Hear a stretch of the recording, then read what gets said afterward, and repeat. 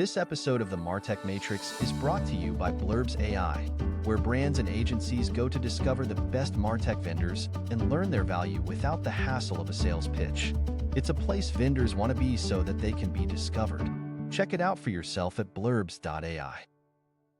Welcome to the MarTech Matrix, the podcast that cogently uncovers the business problems each tech company was built to solve and the brands that use them. Today, Sean speaks with Andrew Maff, the founder of Tusker, a full-service marketing company comprised solely of experienced professionals.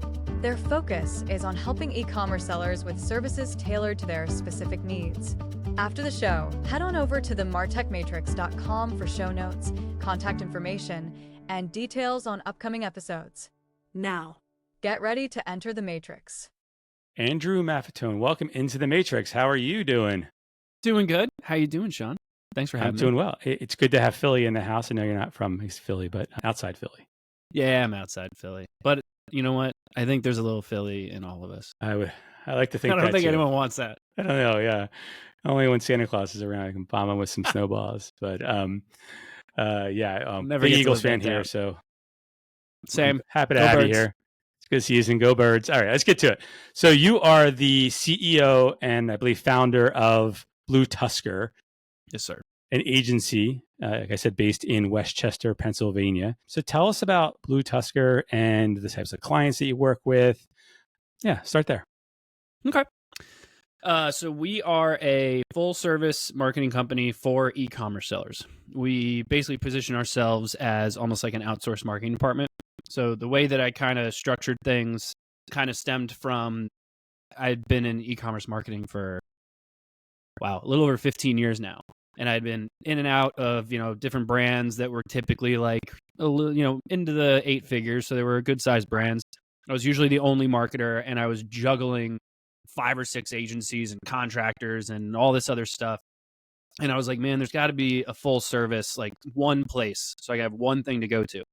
And every time I found one, they were horrible because it was typically like kids kind of straight out of college, and you would get like, X amount of hours from 1 or 2 kids that just think they knew all of it. And so that never worked out. I was like, okay, this whole model is ridiculous. And so what I started to kind of look at is how can I have almost like, 5 or 6 agencies under one roof, and then have the way we position as our account strategists acting as almost like fractional CMOs. So everyone in our agency is a specialist in their area. So like our SEO team, they just do SEO stuff. Our paid ads team, we've got Google Ads specialists, Meta, Amazon, TikTok, etc. So same thing with retention, social influencer, etc. So basically it's like a agency of agencies, and then you have a singular person who is working with all those different elements, and each of the department heads are still involved in the accounts and all that. But it's like an outsourced marketing department with like a fractional CMO aspect to it. I like that. And more consultative, I imagine, as well. Yes, You can share some ideas and learnings. Yeah, look, I think it's a complaint we hear all the time about agencies, right? You get the A team on the pitch and you get the C team on the delivery, unless you're paying, way more than you can afford to pay, and then the economics don't work out, and then you fire the agency in a year. And that seems to be the holding company model, and just keep it going. I know they've tried to add services and stuff to justify it, but this approach you're taking, I've heard a few times. I think it works really well. You get more senior leadership, people with experience. I like it. Well, just real quick on the types of clients, we talk about e-commerce marketing, and we'll separate that from brand marketing. And we're talking about helping brands just drive e-commerce sales. So very performance focused. You're not helping build brand necessarily. All you're doing is driving traffic to sales channels, whichever they might be, whether it's on site or a marketplace. Yeah, primarily. So a lot of the brands we work with tend to be private label D2C sellers for the most part. We've definitely got a handful of resellers and drop shippers that we work with, but it's kind of few and far between. Most of them are on, at least Amazon, as well as obviously their own website, or like multiple marketplaces like, Walmart, eBay, that kind of stuff. To your point, yeah, it's mostly performance driven. Obviously it's e-commerce, there's no salespeople involved, although we do have some B2B clients that are also e-commerce. So that's a little different, but traditionally D2C, straight sale. There's no sales guy in the middle. We're getting them to a page, got to get them to convert. Brand building, we do it from a digital perspective. but not from an offline perspective. We've done a little bit with, like sponsored TV stuff, primarily through the Amazon marketplace. We've done a handful of I do like certain elements of direct mail. I think it can be fun sometimes, but outside of that, we're pretty much solely on the digital side. Yeah, it seems like something that every brand of a certain size needs. If you're selling on Amazon and other marketplaces, or even just Amazon, just to stand out, right? It's just there's just so many options there. No matter what I'm buying, I go there and I'm seeing all these off brands that are undercutting brands I know. I think a smart consumer hesitates, right? And go, okay, what do I want to pay less and get a brand that I don't know, or pay more? And it's really hard to know why you should pay more. And I think the marketing behind it really can help the features and functionality of whatever the product is stand out. Is that a fair assessment of the type of brand and why they would work with you? Yeah, I mean, it definitely is. Amazon's a very interesting space, and it's going through, I think it's going through it's kind of like teenager phase right now, where it's trying to figure out who it is. Because I find that in the situation most sellers are in right now, it's like a race to the bottom, right? The cheapest one tends to be the one that gets the most sales, which means it gets the most reviews and the most engagement on the listing. So then it's going to rank organically. The problem is Amazon immediately, starts asking for reviews within a week or two of the product, but these products are relatively cheap and they end up crapping out in 30, 60 days. And so the reviews look great, but the reality is the product doesn't last. The quality stuff, the good stuff that has, typically run by, stronger brands that have been around for a while, they're not the least expensive, and they may not have as many reviews as they have. But now it's not like it was, 5-6 years ago, where you could just throw a product up on Amazon and think about retirement. You now have to actually put the work into it, have a really nice listing, make sure your ads are in a good place.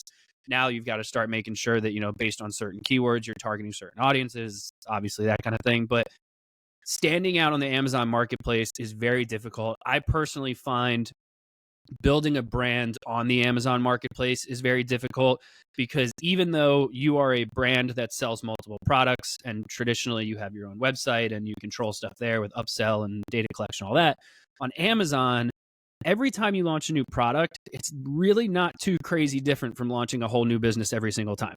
There's no benefit to, you've got, 5 or 6 products that sell millions of dollars a year, and you launch a new product, you're starting over. That whole product, you got to start all over, unless you can figure out an upsell. And you can't email, people. Amazon holds their data. So that's where it becomes really challenging. And that's why most of what we focus on is from an omni-channel marketing aspect. And we develop more strategies that not only leverage the Amazon marketplace, but try not to rely on it. So we help brands take the data and what they learn from the Amazon marketplace and try to drive traffic back to their websites. And then if they are doing a product launch, is there aspects of their audience off Amazon that maybe we want to drive to Amazon? And so we start to look at their online sales channels as one business, as opposed to the way most brands seem to look at it, which is each sales channel is its own little business. Everyone looks at, here's what Amazon does, here's what my Amazon ads do, here's the results I get, and then that's it. And then their website is separate, and then Walmart is separate. But the problem is, even from tests that we've done countless times at this point, to give you an example, we did one about 6 months ago. We increased Meta ad spend by 10%, and we saw a relevant revenue increase for what we would expect by about 5 or 6%. But then we saw a relevant increase on Amazon by about a 3 to 4%. So with what we were anticipating the revenue lift was, it wasn't all on the website. It was people that were naturally going from the website to Amazon. And I watch my wife do this stuff all the time. And I know that this is just the customer journey is so fluid now. So having this omni-channel approach is really what is taking brands in the right direction now, to just let the consumer shop wherever they're most comfortable. Makes total sense. You need to have that playbook, and you need to know what works for different types of products, for sure. Exactly. Yeah, it's very different based on the product. Some products, especially on Amazon, some are commodities, and it's nah, Amazon's fine, just stay there. Yeah, obviously it's gonna be a little bit different if it's a subscription type product, like I'm buying bread over and over again, or cookies or whatever. But if I'm buying a TV or a charger, it's probably one and done. So do I need to go to the brand's website? Is there brand loyalty there? Probably not. A little more difficult. I want to go back to the review conversation, because it kind of flew under the radar, at least I feel like it did, where there was some legislation that passed, I don't know, maybe a month ago, where it was around reviews and how there's going to be fines handed out by the government if marketplaces or brands publish fake reviews. And I know there's always been a lot of chatter around review farms and things like that, because you need to have the reviews on Amazon. Amazon almost, I don't say they advocate for it, but they almost encourage you to do it because that's how you win. But it's interesting, the point that you make. It's like Amazon, even if the reviews are real, they're getting them really early on. So you kind of have to look at those reviews that say, I bought this 6 months ago, or I bought this 3 months ago, or I'm updating my review based on, I don't know if people really care enough to go back and do that if they're the person writing the review. But I wanted to get your take on that new law and if you see it making an impact. Well, to respond to the kind of the first part of that question there, the interesting thing is, like, you find people doing significantly more due diligence for products once they get over a certain price point. In my opinion, it's like over that $50 mark. They really start to question, like, let me really look at these reviews and see, like, especially for a product that I want to last and things like that. But if it's like a $15 like commodity thing that you're just like, I need a new cable, cheapest, most reviews, screw it, and you just buy it, and then that's it. But to the legislation side, I haven't really seen much of an effect yet. And I think that Amazon has been doing a better job at combating those over, like, maybe the past 2 years, I would say, 2 years. They're getting slowly better and better at it. I remember years, like, 3-4 years ago, you could get a review for nothing. Like, it was easy. You'd had like Facebook groups where they would all do it together, or like people had these tricks with like ManyChat and all these different things, and like it was nuts. Now I feel like they're doing a better job at it of, verifying the review and making sure that it is a purchase. There are definitely still ways around it, but I haven't really seen it make a major impact yet. And of all the brands we work with, no one has gone from, hey, I had 15,000 reviews and now I have 5. Like, no, there was like no cutting back on them. So I think Amazon was a little bit ahead of that legislation, in my opinion, and it was more directed towards actually more like actual D2C sites. Because the problem with the D2C sites is that you can control that. Like, you can say in most of these apps, I only want 4 and 5 stars showing, or, a verified review, like what really is a verified review. And that's where the websites that start to fake some of that stuff, it becomes a little bit more of a question. And I think that's where most of that was aimed at. Fair enough. So when we think about the types of businesses that you're managing and sort of the platforms, like let's think about marketplaces. I imagine you're helping them with sponsor listings being a big piece of marketplaces and retail media, right? Whether it's Amazon, Walmart, Target, Kroger's, Instacart, all these different platforms. Do you lean on a particular platform? I know there's a lot of players in this space.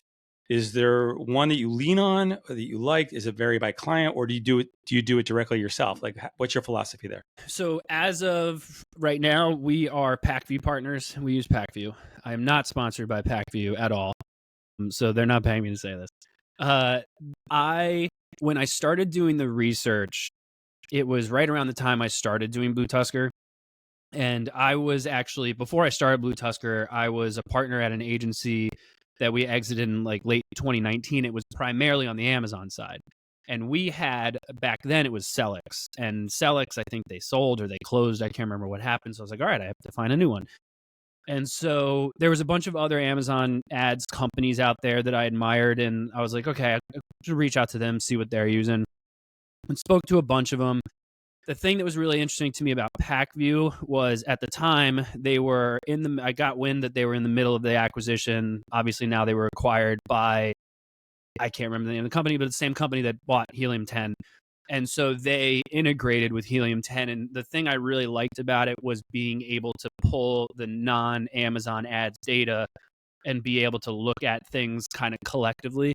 Because all Amazon sellers know you're focused, more on tacos.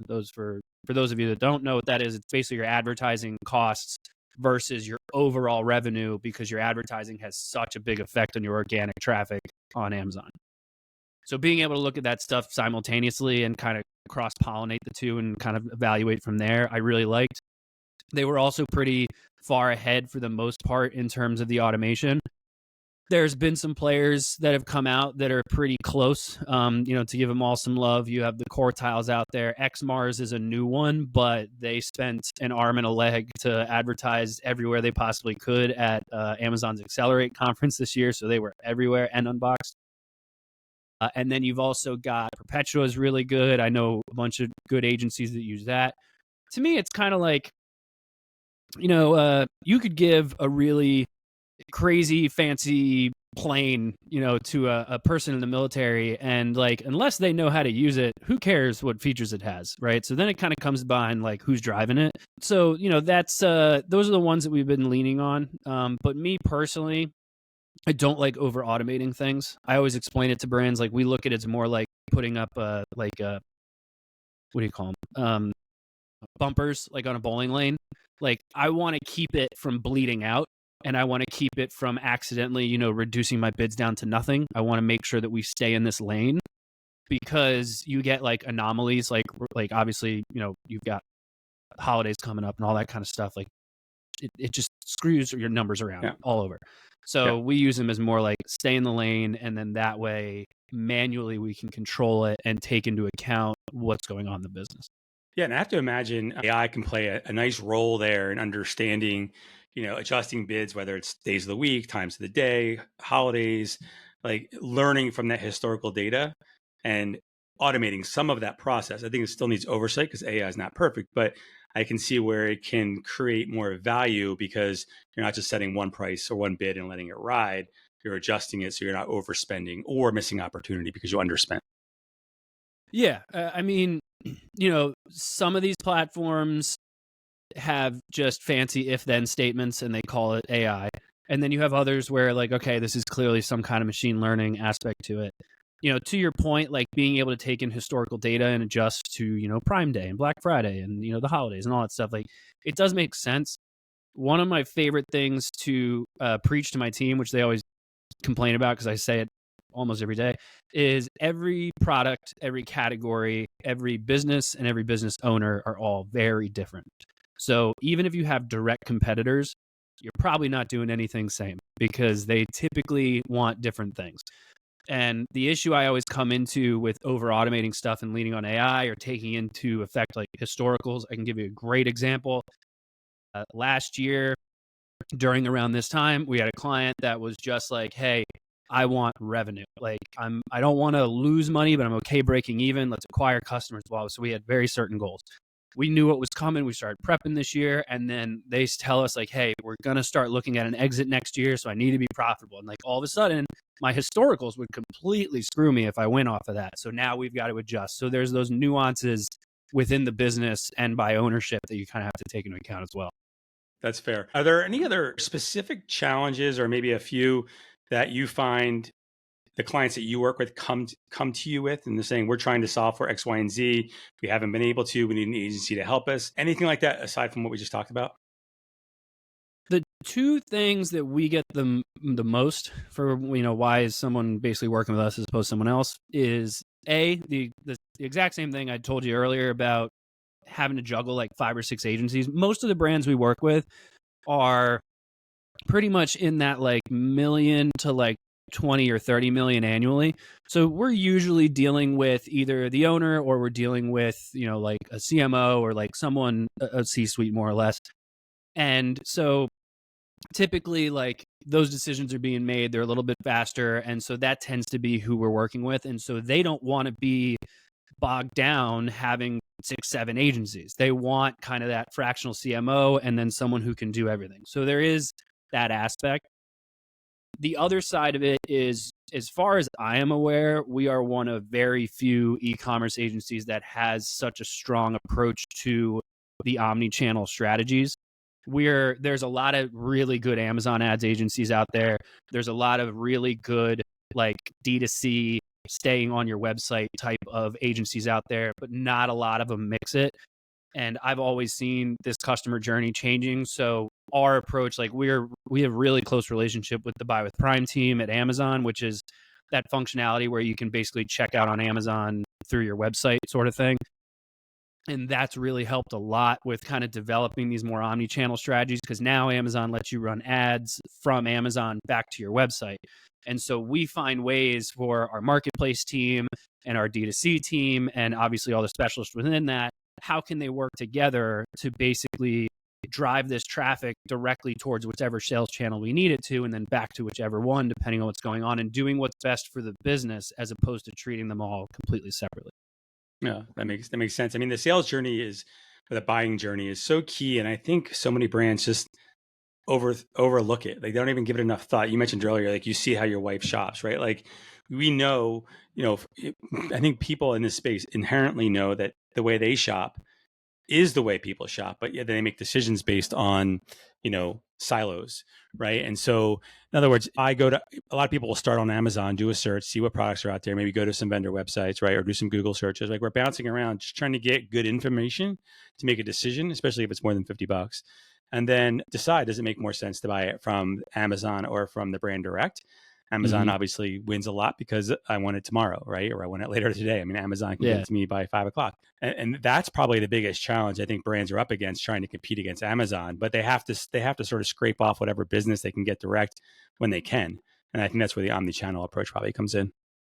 Yeah, one of my favorite stories to tell is how I started kind of thinking of this, because before Buy with Prime was even an option, I used to just make that button. I used to just create like an available on Amazon button on the websites of the brands we worked with, because I knew people were going there anyway, and I didn't want them to go to Amazon and search, because if I'm not winning the sponsored spot, or if whatever, like there's so much competition. So like I just wanted to go straight to the listing. And what happened was, this was years ago when I was at the agency before this, I was like during the holidays, I was watching my wife shop, and she gets hit with some typical Instagram ad. Clicks on the Instagram ad, goes to the website, goes back to Instagram, looks at their profile to see like, are they a viable company? She then goes back to their website, sees that they have a pop-up with whatever the discount was at the time, fills out the coupon to get the discount, closes it, does a little bit of digging on the site, leaves, goes to Amazon to see if maybe it's less expensive on Amazon, and then starts to dig through the reviews, sees a lot of good things about it, goes back to the website, then checks her email, gets the pop-up, clicks on the email, goes to the website, and makes the purchase. If you're a marketer, that is grounds for divorce. I was like, I have no idea how to track any of that. I can't justify that. And like, it was, she likes to do her due diligence, and it wasn't a cheap thing she was buying for someone. And I was like, that I still get. But at the same time, it's like, I know that that's how people do it. And I try to sometimes when I'm shopping, like step away from, I know the tricks here. And I actually just like think through like, what would I normally do? And that's just how it is most of the time. So to try and force your customer down a certain lane is just ridiculous, because that's just not how they shop. Yeah, I mean, I think we're seeing a lot of that when I talk to brands, all different types of brands around attribution, right? Like the clickstream attribution is gone, right? You can't do MTA anymore, and they're struggling. And Amazon is one of the hardest things to account for. We work with one vendor over at Cogent, an MMM, more modern type MMM solution that is offering like these halo effects, and they're just using AI models, looking at historical data, and then looking forward. But at the end of the day, I think it's really about, understanding, okay, you have this omni-channel strategy, you're spending all this money on these different channels, and we're seeing a lift in sales here and a lift in sales here, a decline here. And you just have to monitor it. Like you're not going to be able to do one test over 30 days and figure it all out. Like it's got to be constantly changing. People's behaviors change, new channels come out. I mean, God, we haven't even got into like, what is Perplexity and ChatGPT going to do for shopping? Mm-hmm. But I agree with you on the attribution stuff, but let's talk about the AI stuff, because it's fascinating. Somebody told me about a new one yesterday, and I opened it up and I haven't had time to check it out. I think it's called like Dreambox or something, and I've heard of it. But so many more people are going to ChatGPT and Perplexity, and they're searching in a very semantic or natural language processing way, this agentic type search where it's like, hey, I'm going to a wedding this summer and I need a suit. And the wedding's in New Orleans or whatever, right? And you're getting very specific recommendations for that season, for that event from all these brands, but only the brands that are ready for that type of search, right? Like if they're still based on keywords, they're not even getting pulled in. Does any of that play into what you're doing for your clients or what you're thinking about?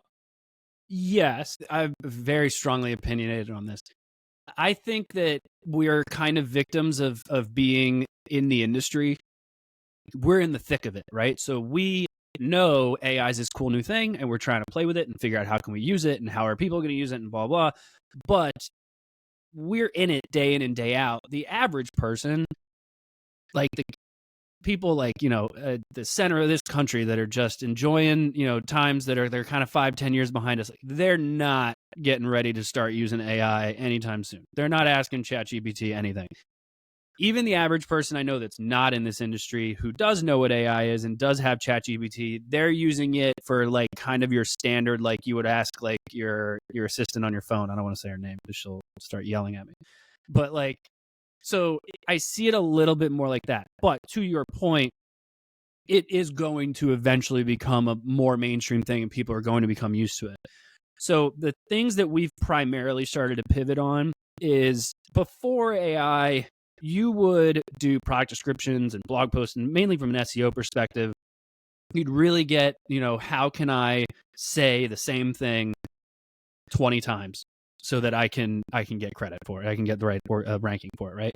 Now it's a lot more like, go straight to the point. Answer the question. If we're doing keyword research and, this is a common question, state the question, answer the question. Don't write, a 4,500-word article on it. Like, just answer the question. And that actually starts to do really well in terms of the actual where you're getting the answers from. Where ChatGPT starts to go and all these other ones about, how are you going to be able to kind of work the system so that you are the one providing the answer and you get the credit for the answer and you build the brand through that system. Like, that's going to kind of come as ChatGPT starts to figure that stuff out themselves. But for now, I think it's more about how you're presenting your copy to make it more like a layman's term as opposed to, a 1,500-word article about answering a very basic question. Yeah, I think you're hitting on something that's actually a really big challenge for brands. We hear a lot at Cogent. We hear brands come to us and say, such and such solution we're working with isn't working. It could be on-site search. It could be a marketing solution. It could be a product recommendation solution. It could be anything, right? And we're hearing that more and more. And I think it's because those solutions are getting ahead of the audiences, right? Like you just said, like we're living in it, right? And so they're creating all these AI functionality or tools, whatever you want to call them, within their solutions, but the brands aren't able to leverage them because their underlying data is poor, right? In other words, to what you were just saying, like the underlying data for a lot of brands might just be like a bunch of keywords and a bunch of synonyms, and they're just trying to they're thinking about the metadata, right? And they're not thinking about how does a person talk about or think about buying this product. Right. Like I was saying earlier, like I need a suit for a wedding this summer in New Orleans. That's very specific. I don't know that you can capture that on a website, but you can certainly capture things like suit wedding, but just writing it out. Right. And then coming up with understanding how consumers are searching and making sure that you're staying on top of it. If someone says you're describing something as orange, but they call it tangerine or coral, you got to make sure you have all of that there so that you can get picked up by all these other tools. Because if your underlying data is bad, all those tools you're using in your marketing stack that are relying on your data are going to fail you. If you fix your underlying data, they're all going to work better, but they're all separate solutions. Yeah, and that's where it becomes like this weird like gray area right now. And it's kind of this little like dance back and forth of like, do I want to cater to ChatGPT and answer this more in a layman term, or do I want to cater to Google's search algorithm and overload this thing with 15 different answers for the same question? Like, so it's the push and pull. It's the fun of, doing that type of stuff and mapping out those strategies. Like you said, which a lot better way than I said it, is like, it's the technology is so much further ahead than the average consumer right now. And we're in the thick of it. Like, we're the ones doing this day in and day out. But the average consumer, until I start to see that, they're starting to pick it up, and like, because ChatGPT had its big sexy moment and everyone was playing with it and everyone thought it was really cool and blah, blah, blah, and it was all great. Now it's like, it seems to be businesses are leveraging it a lot, especially any type of tech business at all. The average consumer has kind of like, okay, that was cool. And then they fade off with it. So that's where it's like, but those are the people I'm targeting. So I want to be ahead of the curve and be there when they start using it, but I also don't want to forget about the basics. Yeah, and that's fair. And look, ChatGPT isn't great. Like, it's not perfect. I mean, it's pulling in a lot of historical data. I was doing some searches earlier this week, and some of the companies it was providing me my results were out of business or got acquired. It's because when you click on the links, the data is from like 2017 or 2019. A lot has happened since then. So you have to double check everything you get. It certainly can speed things up. One thing that people don't think about that I did last week is I was helping a client do a search, and I had all this data, all these questions that the vendors answered. I just uploaded the Google Doc, the Word doc. I downloaded it as a Google Doc, and I uploaded it in the ChatGPT and said, organize this data into a table with the vendors across the top and the questions on the side, or vice versa. And it did that, and it took like 30 seconds, maybe less. That would have taken me hours just because I'm not like super fluent in that exercise manually. That's a good use for AI, right? It's not, I don't have to worry about the data. It's just organizing it, and I can read it and see if it's structured properly. Yeah. From an admin perspective, it's really cool. But to your point before, I read a statistic the other day. It was ChatGPT has a 27% hallucination rate, which was my favorite way to word that. Like, because it's not like an inaccuracy rate or like fake news or whatever you want to call it. It was like a 27% hallucination rate, where 27% of the time, and they said like the next update it should reduce it to like 23 or something. But like the 27% of the time, it is kind of just making stuff up.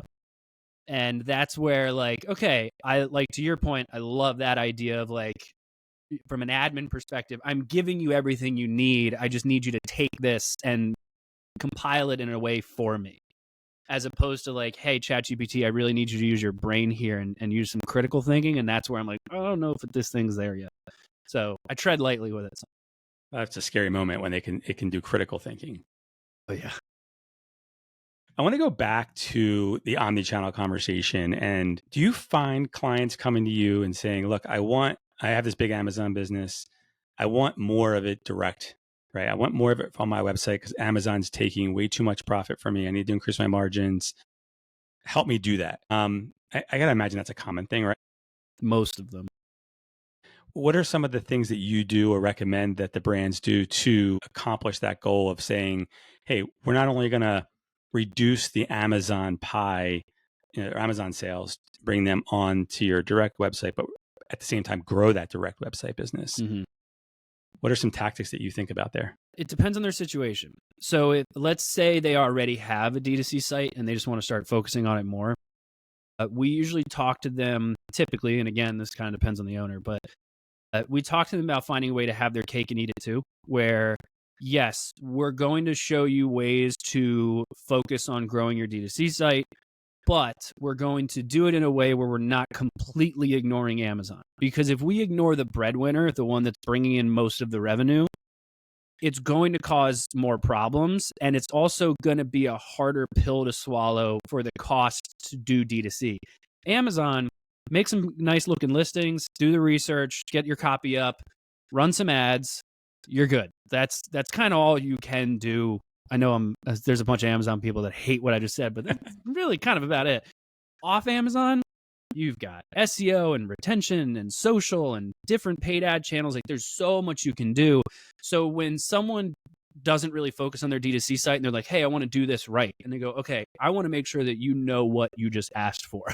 So we find ways to go, okay, let's find a way to not only improve your D2C site, but improve your Amazon business at the same time. And that's where the omni-channel kind of comes into play. Then what we do is, as that starts to grow and those efforts become more justifiable, then we just put more effort directly into the D2C site. A lot of times, Amazon is the primary revenue driver and the D2C site is not. But the primary profit driver can usually be the D2C site. If not, the actual margin 99% of the time is. If they don't have a D2C site, now this one's always very interesting. We have this happen several times where it's like, well into 7, maybe even 8 figures sometimes business that's just on Amazon, nowhere else. and they are getting just raked over the coals for FBA fees and blah, blah. And they're like, we want to explore D2C site. They go, okay, to do the D2C site correctly, I don't care how much revenue you're doing. It's going to be a tough pill to swallow because websites are nowhere near as expensive as they were years ago, but you got to do the site correctly. And then to get it up and going, it's a lot of front end, and it's kind of like starting your business over. So we talked about how do we test this first before we jump into this investment. Usually at that scenario, they already have a storefront on Amazon, and usually they're already driving traffic from their sponsored brands to the storefront. So when they do that, I can already tell if their storefront has the ability to convert at all, right? So we figure that out. So then we go, okay, now what we want to do is just do some paid advertising from off Amazon and drive the traffic to the storefront. We'll use Amazon's attribution code. We'll be able to see if people are converting. In a perfect world, it's profitable. Usually I'm aiming for even just a break even or something just even close to it. I'm just using this as a learning situation because I don't have that much control. So depending on the brand, we'll start on Google or we'll start on Meta, drive the traffic to the storefront, find out if it can convert. If it can convert, then that's where you start having conversations about how big of a jump do we want to make here. If we want to ease into it still, the next step we would do is create a landing page for either the top product or like the top category and keep it a very minimalistic site and or even just the landing page, drive the traffic to that site, but still have either A, a buy with Prime button, or B, that like available on Amazon button I mentioned I used to make, and let them still go to Amazon. Because what we don't know is this audience really receptive to shopping on Amazon, and that's why they purchased? And if we pivot them to making them stay on D2C and they don't, are we doing something wrong here? So let's set that up. You can set up tracking on all of them so we can look at it, see how much traffic we drove to Amazon and blah, blah, to be able to judge that. And then if I can get that landing page to convert and I'm seeing that add to cart coming in, now I can start to map out, do I want to remove this button or do I want to keep it going? And then either A, you just keep pumping along with it, or B, in some cases, brands are just like, okay, I can see how this would work. Now let's make the investment. So you can slow roll into it instead of just making that big jump, because it's a commitment, and it's kind of like starting a whole new business when you have no social following, no email list. Like, you're basically starting over, and it does not matter how much revenue you did on Amazon, and Amazon will not let you drive traffic back to your website unless now you have Buy with Prime, in which case they do let you do.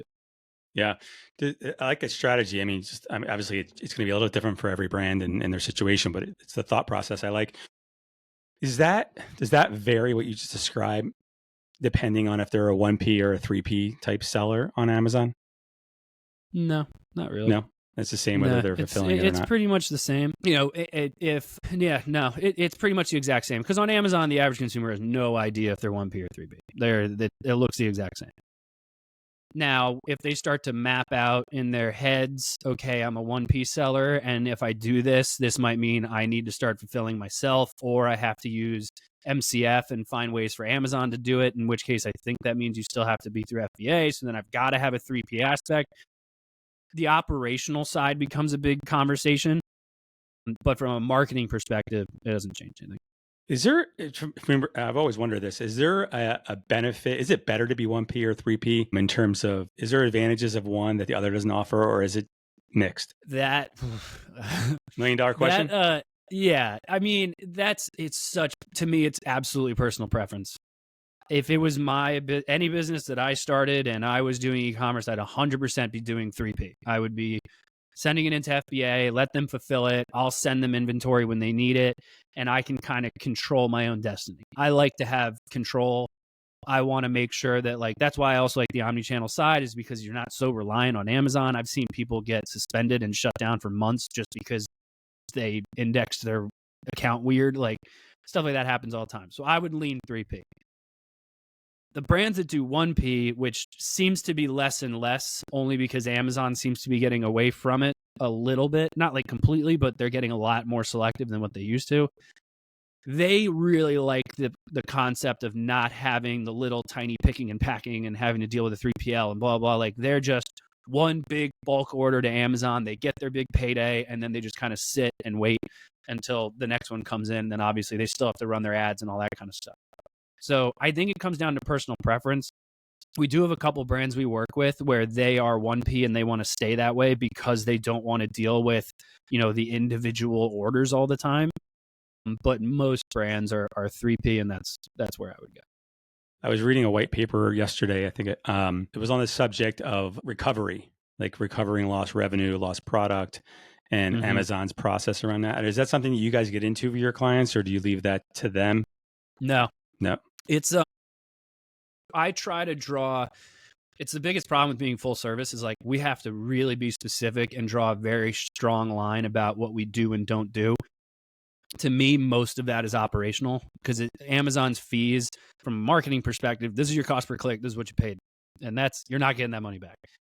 Amazon's lost product stuff, lost revenue from, shelving costs and all that other stuff. Like that's 100% operational inventory based stuff. Several people we work with that we direct our brands to and tell them like, hey, talk with them. They can usually help you out, or just talk to them because they can probably find revenue for you. Definitely not our wheelhouse, but very interesting every time I hear about how much someone got back, because I'm like, really, Amazon's ripping you off that much right now? And they were just like, oh, I didn't know. I was like, get out of here. Like that seems, the fact that there are many businesses out there that are successful businesses and their business is helping people recover revenue from Amazon that they shouldn't be taking is amazing to me. Like how have they not figured out like fixing that? And it's just like, seems a little weird to me. I thought the same thing. And I know some of it's lost product too, but what I thought was most interesting on the white paper early on in the white paper was around just outlining Amazon's policy and how Amazon has reduced the recovery period from 18 months to 60 days. So clearly they haven't figured out how to solve the problem. They're just going to say, we're going to take the liability off our books after 60 days rather than 18 months, which tells you that they don't know how to solve the problem across the board. And they give you very specific ways, the process you have to go through if you want to even have a chance at recovering it. It creates an industry, right? Amazon's created it's created your industry, right? So yeah, exactly. Another one. I mean, I know I mentioned I work really closely with the Buy with Prime team, but it's like a love-hate relationship. I love the idea, but they really sometimes don't like me because I'm just straight up honest with the brands we work with. And I tell them like if it's worth it or if it's not worth it. And I always explain like when I have a Buy with Prime rep on a call to kind of talk about it, I always say like, I do want to acknowledge that I have basically brought the devil onto this call with us. No one likes Amazon. His email ends in @amazon.com. You want to hide all of your information as much as possible because you're worried that they're going to replicate your business, and like calm down. Not going to happen.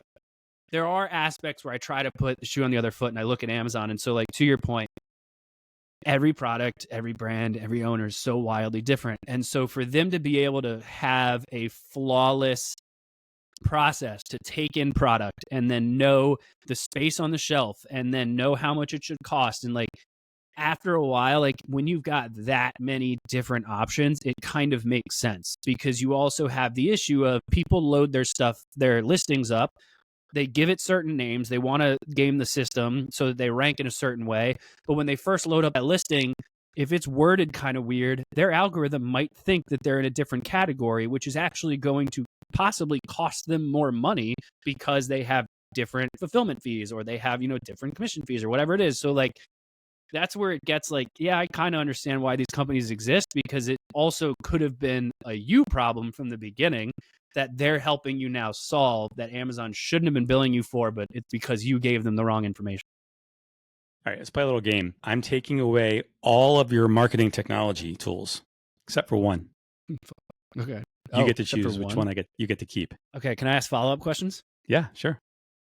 Do I have any data at all? Like, do I have, like, if I picked social media, do I have a social media following? If I picked my email, do I have an email list? So I don't mean like the channel. I mean the tools, right? So think about, you mentioned PackView earlier. That would be a tool. I wouldn't say take Amazon away. So PackView is the tool. Maybe you're using a creative management platform or DSP. Like those are the things I'm talking about. Which one could you not live without? Google Analytics is kind of a cop-out answer, so I'm not going to give you that one. That's interesting. I'll let you keep GA. Yeah. Well, That's a freebie. Google You can have Analytics would be that. obvious because it's like, I want to know what's going on, right? I think if I had to pick another, and I'm not going to pick, I'm a very full service agency. So we've got so many things going on, especially this time of year. So I love my project management system, but marketing focused, I'm a big fan of Funnelytics. Never heard Are you of it. familiar? No. So Funnelytics, there's several competitors out there now, but when Funnelytics first came out, I think they were the first company to start doing this. And so I was like, this is very cool. And so I signed up and I got for $500, it was just lifetime access to whatever happens. And so I'm just in it and I'm like, this thing's cool. But basically I initially used it as a funnel visualization platform, right? So when you've got all these different initiatives going on, you want to visualize, what's going where, and then what's the journey of that, and then what email triggers and blah, blah. So you want to be able to see what's happening, right, across all of your channels. As they grew, what they started to implement now as well is you can take all the different UTM parameters, all that different stuff, and load it in there and actually integrate it. And so if you were to build out a funnel of hey, I'm running this ad that goes to this landing page, and then these emails trigger and blah, blah, you can set that funnel up, visualize it, and see how it works, and then actually put those UTM parameters in and actually get the data on where are you losing people throughout the whole thing, and how well is this specific funnel doing for you. There's a ton of very interesting ways to integrate it with a ton of stuff and actually see the larger picture of what you're doing across all the different channels. And I think that when you've got, we're not as full service when I've got 15 different marketing channels going at any given time. It's hard to wrap your mind around what's moving and what's going on, and being able to visualize that stuff, I love. So I'm going to pick that one outside of the obvious. Does it have a category yet? Is there enough vendors that it actually has its own category? What would you call that? Funnel builders or something like that. Funnel analytics. Maybe marketing. It's a marketing analytics platform, right? Yeah, I know there's a bunch of them now. Full Story is one of them that they claim. There was another one that I saw that had a similar name, but I can't remember what it is.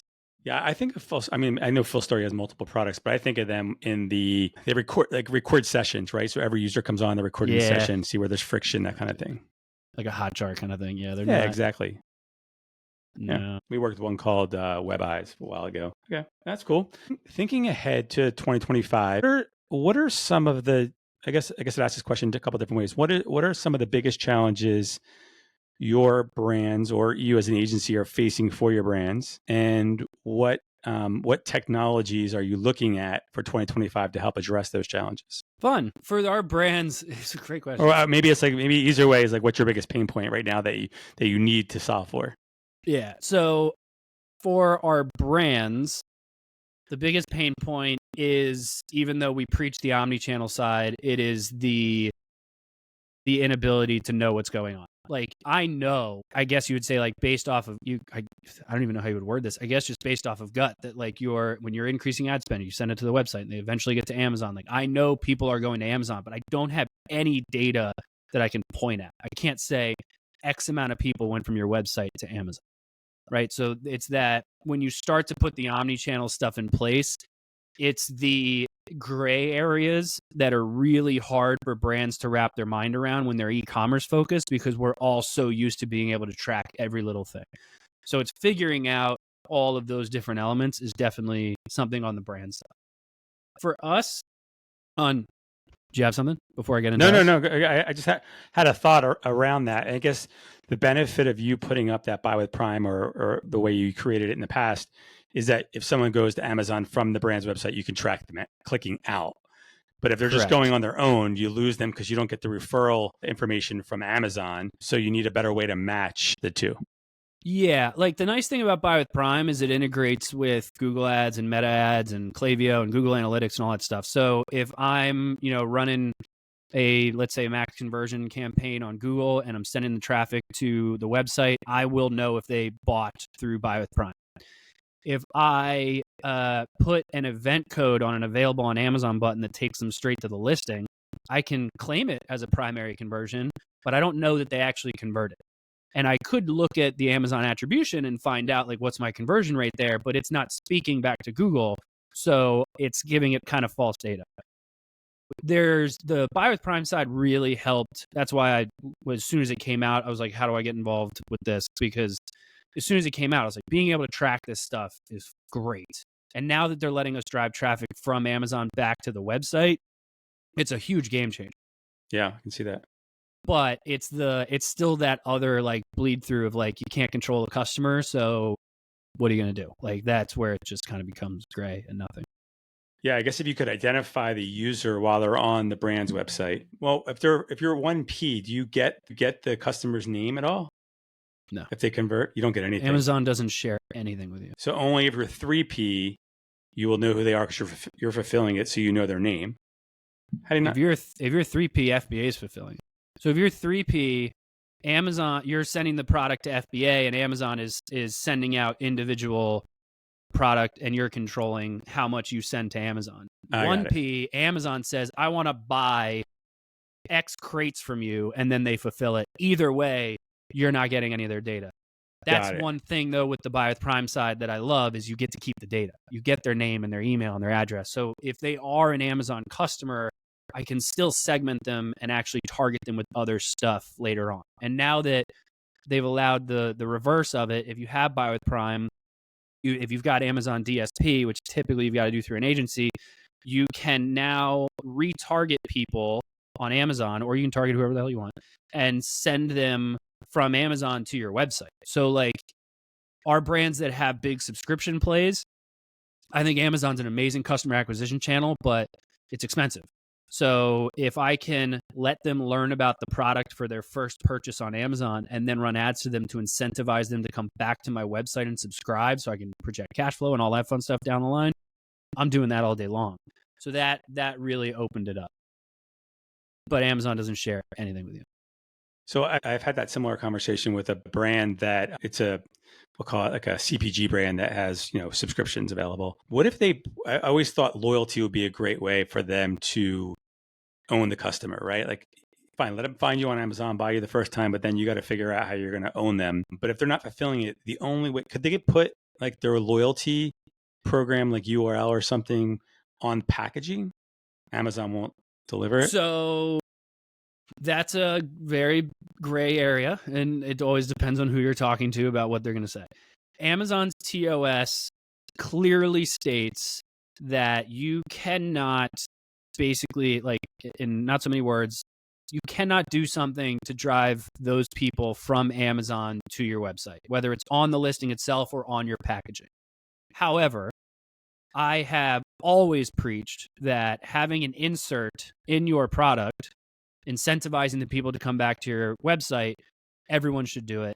Amazon clearly states you cannot do it, but I have never met anyone who got flagged for it.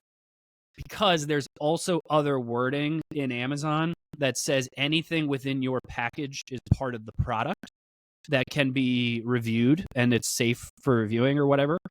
And so if you put an insert in there, it's part of the product. And so especially people that have like a box or maybe a colored packaging of like plastic packaging of some kind, put whatever you want in there. They're not opening up your product all the time and like looking through whatever it is. Like, I've never heard of anyone getting flagged for it. So we preach doing that all the time. But there's no other way to get people to come back to your site unless you're doing the DSP. Yeah. Yeah. So you could put like a card, like a card promoting loyalty inside the product. In this case, a loaf of bread. Open up the loaf of bread. The first thing they see is a piece of paper. They pull it out, and there's the loyalty program. Yeah. Now, to your question though about can you put it like if I'm ordering something and it's like the loyalty program, like QR codes on the box, I don't know, to be honest with you. Or the packaging. Like, this is a loaf of bread, so it's like plastic, on the packaging. Right? Yeah, like on the packaging, I'm going to assume that that's okay, only because it's part of the packaging. It's part of the design. It's not, I don't know. I'm going to assume that that's okay, but don't hold me to that one. I guess Amazon's okay with it as long as you're spending money on the DSP to drive traffic to educate them about it, make a few extra bucks there. Okay. One last question. When you need solution, when a client come to you or something changes, you're in need of a MarTech solution. What is your process to go find that solution? How do you go about it? Assume you know sort of the category, right? You have a problem, you know how you want to solve it, but now you're just looking for vendors that could address that need. And assume you don't know anything about the space. How do you go about it? My favorite thing to say as a marketer, it depends. Like if I know the category, like if it's I'm in a bunch of like, big Shopify Plus seller groups that, I try to keep quiet in because they get mad when you're an agency. But if I have a brand that I'm working with, I use it more as a tool to ask them questions about who has solved this problem and what did you use to solve it. So basically, I'll just go to the community that I have access to. In other scenarios, if it's something where I'm like, all right, this is outside of maybe the Shopify realm, it's outside of the Amazon realm, it's some weird like middle ground thing, then I start Googling's great. Reddit's very interesting. You can get some great stuff from that. I've got a pretty decent amount of people on LinkedIn that'll be responsive and help me out there, but I would say it's primarily leveraging the community that I can actually send messages to. Yeah, it's fragmented and you can't really be proactive. Right? You can send messages out asking, then you got to wait. There's not an easy way to do the research on your own without Googling it and going to some websites and doing all of that. Okay, just curious. I'm waiting for someone to come back with a secret sauce on that one. No one has it. You let me know if they do.